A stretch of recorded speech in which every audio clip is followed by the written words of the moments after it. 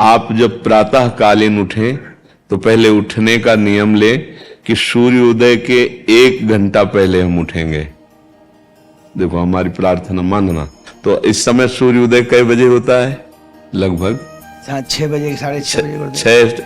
आप 5 बजे उठ जाइए और उठ करके सबसे पहला कार्य कीजिए, पृथ्वी के चरण स्पर्श कीजिए, भूमि के चरण स्पर्श कीजिए।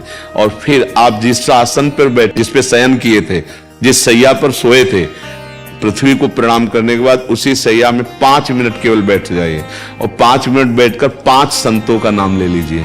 5 संतों के नाम याद कर लीजिए। इसके बाद नीचे उतरिए और पहले जो अपने माता पिता, अगर वो शयन कर रहे हैं तो कोई बात नहीं है, अगर वो शयन नहीं कर रहे हैं तो पहले जाकर माथा रखकर उनको प्रणाम कीजिए। वज्रासन में बैठना आता है? वज्रासन जानते हो आप लोग? देखो वज्रासन, वो देखो बैठ रहे हैं, ये दोनों पैरों का ऐसे इससे बैठकर जल पिया जाए। फिर इसके बाद आपको 100-200 कदम टहलना है।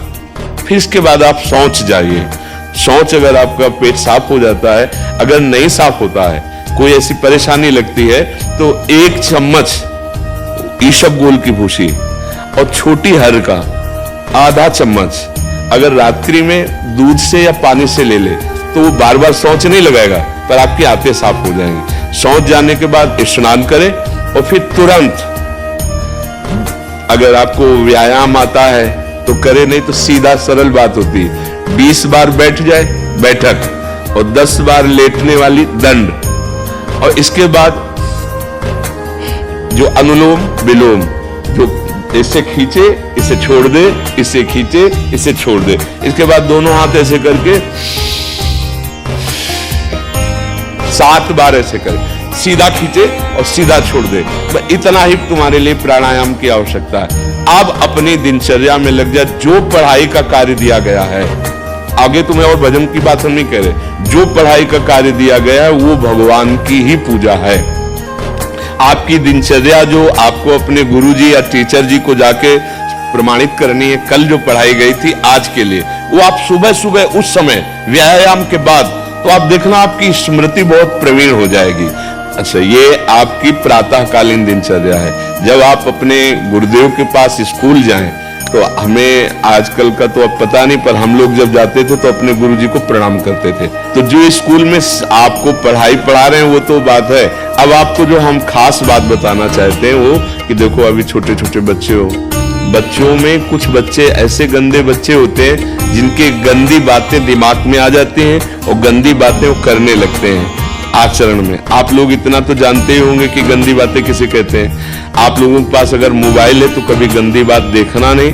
कोई भी बच्चा अगर गंदी बात दिखाए तो अपने टीचर से या अपने माता पिता से जाके शिकायत करनी चाहिए कि आप नवीन जीवन धारण किए हुए हैं, आप भगवान की प्राप्ति, देश की भक्ति और बहुत अच्छे अच्छे पदों में जा सकते हैं। अच्छे पवित्र आचरण और पवित्र संस्कार।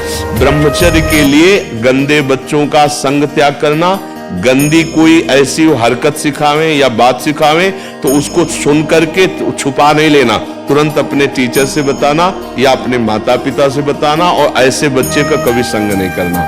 और रात्रि के सोते समय ये जरूर ध्यान देने वाली विशेष बात है, रात्रि के सोते समय जो भगवान का नाम प्रिय, जैसे इन लोगों ने आप लोगों को बताया राधा वल्लभ सिंह, तो सोते समय बस प्रार्थना करो कि हे प्रभु, आज दिन हमारा जो भी गलती हुई हो वो हमको आप प्रार्थना करते हैं कि आप हमें समझाओ क्या हमसे गलती हुई। अगर पूरी दिनचर्या में ऐसा लग रहा है हमसे कोई गलती नहीं, तो भगवान सुबह से अभी तक हम सोने जो जा रहे हैं ये पूरा समय आपको समर्पित।